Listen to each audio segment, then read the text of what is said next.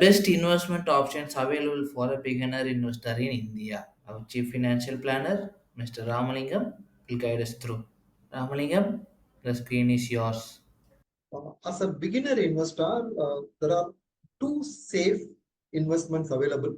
One is bank fixed deposits. Obviously, you have to create an emergency reserve to the tune of 3 to 6 months of expenses equivalent money.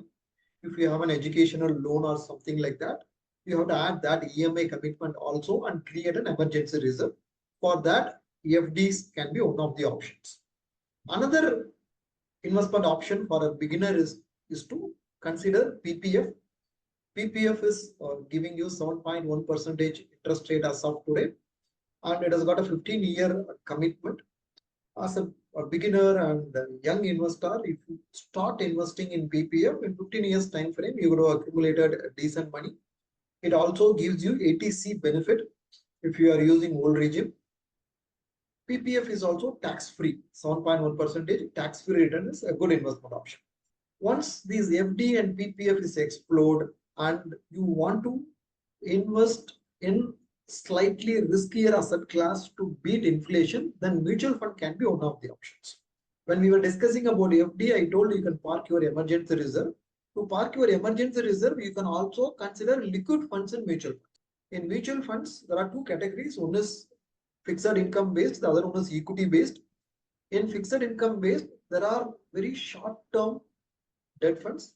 There are ultra short term overnight funds and liquid funds. Liquid funds are good place where you can park your money for emergency purposes. Over and above, to beat inflation, investing in equity funds can help. Mutual funds are one of the best investment avenues available in the market and well regulated investment opportunity available. Close to 3 decades of experience, what kind of mis-selling, what kind of regulatory changes it has gone through.